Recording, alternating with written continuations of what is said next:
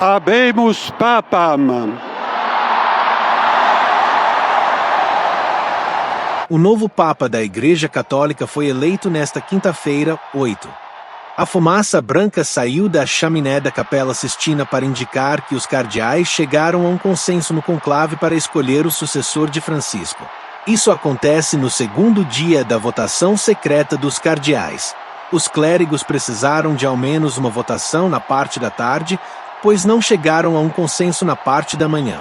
Cerca de 1 hora após a fumaça sair da chaminé da Capela Sistina, Robert Prevost foi anunciado como novo Papa. Ele usará o nome Leão XIV. Nascido nos Estados Unidos, Prevost é conhecido como pastor de duas pátrias devido à sua atuação missionária no Peru durante os anos 80.